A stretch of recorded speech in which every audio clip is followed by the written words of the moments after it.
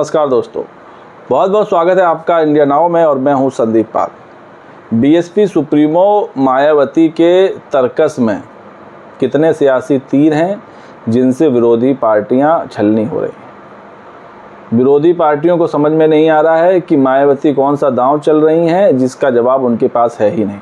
सियासत की बिसात पर मायावती का हर दांव विपक्ष पर या कहें विरोधी पार्टियों पर भारी पड़ रहा है। इस बार टिकट वितरण में मायावती की सोशल इंजीनियरिंग सब पर भारी पड़ रही है और फिर चाहे वो बीजेपी हो, कांग्रेस हो, सपा हो, उसको समझ नहीं आ रहा है कि मायावती के सामाजिक ताने बाने को किस तरह धराशायी किया जाए, किस तरह इसका जवाब दिया जाए। क्योंकि अब तक जो मायावती ने प्रत्याशियों के नाम का ऐलान किया है और जिन सीटों पर जो प्रत्याशी उतारे हैं उसने किसी भी सीट पर लड़ाई को एक तरफा नहीं रखा है। कोई भी पार्टी ये नहीं कह सकती है कि इस सीट पर हम एक तरफा जीत रहे हैं। हालांकि एक दो सीट की बात अलग है 80 सीटों में, लेकिन 90% ऐसी सीटें हैं जहां मायावती के अकेले चुनाव लड़ने से पेच फंस गया है और हर सीट पर मुकाबला दिलचस्प और रोचक बना दिया। ये मायावती की रणनीति का ही हिस्सा है, जिसके चलते विरोधी असमंजस में पड़ गए हैं, कंफ्यूज हो गए हैं कि मायावती के प्रत्याशियों को टक्कर देने के लिए क्या किया जाए। आपको याद होगा 2007 में मायावती की पार्टी बसपा ने एक नारा दिया था, हाथी नहीं गणेश हैं, ब्रह्मा विष्णु महेश हैं।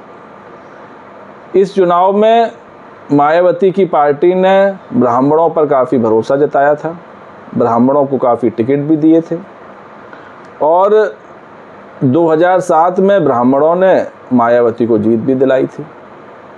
और ऐसा ही 2022 की विधानसभा चुनाव में भी किया था मायावती की पार्टी ने, जब पार्टी के वरिष्ठ नेता सतीश चंद्र मिश्रा को कमान सौंपते हुए जिलेवार तरीके से ब्राह्मण महासम्मेलन कराए गए थे।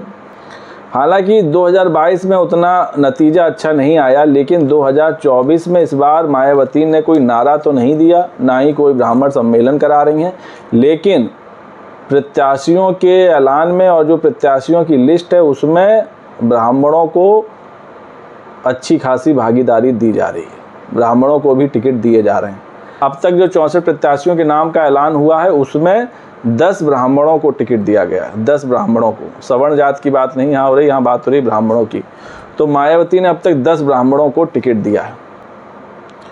तो इस बार जिन ब्राह्मणों को मायावती ने टिकट दिया है उसमें अलीगढ़ से हितेंद्र कुमार उपाध्याय हैं, फतेहपुर सीकरी से रामनिवास शर्मा हैं, दोहरा से श्याम किशोर अवस्थी हैं, उन्नाव से अशोक पांडे हैं, फरुखाबाद से क्रांति पांडे हैं, अकबरपुर से राजेश कुमार द्विवेदी हैं, बांदा से मयंक द्विवेदी हैं, फैजाबाद से सच्चिदानंद पांडे हैं, बस्ती से दयाशंकर मिश्र और मिर्ज़ापुर से मनीष त्रिपाठी। तो इस बार की टिकट वितरण में 2007 की झलक दिख रही है।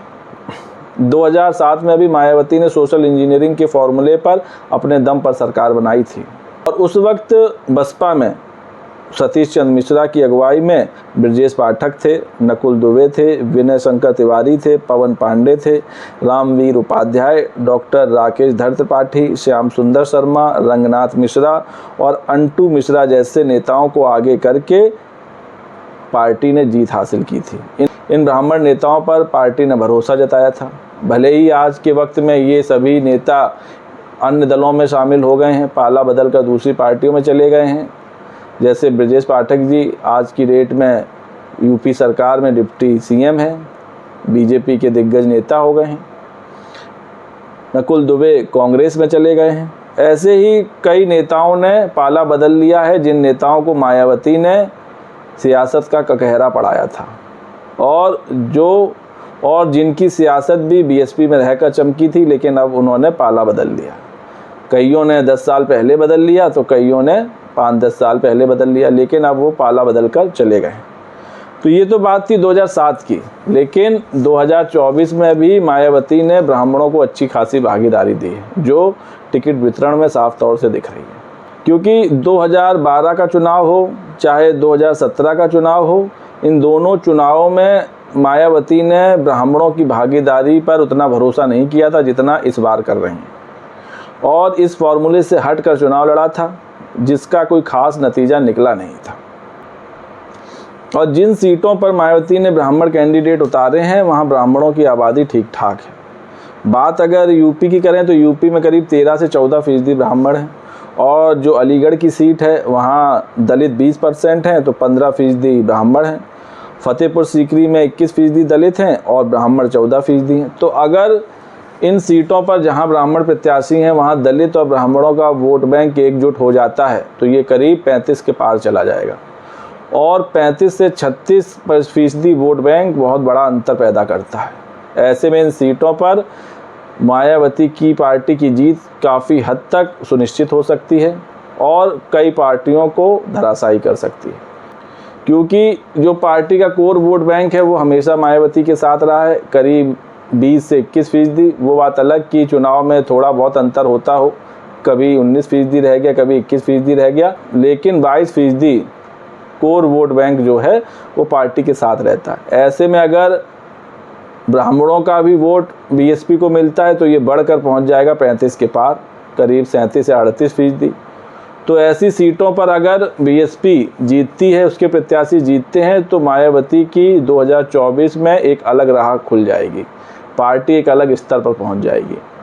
तो ऐसे में देखना होगा कि मायावती का ये फॉर्मूला, ब्राह्मणों पर जो मायावती ने दांव लगाया है और अच्छी खासी भागीदारी टिकट वितरण में दी है, वो कितनी कारगर साबित होती है, कितनी हिट होती है, मायावती की पार्टी को कितनी सफलता दिलाती है, ये देखना होगा। और जाति आधार पर बैठाया गया मायावती की पार्टी का ये फॉर्मूला क्या असर दिखाएगा, ये पता चल जाएगा 4 जून को, जिस दिन नतीजे सामने आएंगे। तो दोस्तों, इस वीडियो पर आपकी क्या राय है कमेंट्स करके बताइए। वीडियो पसंद आया हो तो चैनल को लाइक, शेयर और सब्सक्राइब करना ना भूलिए। तब तक के लिए नमस्कार।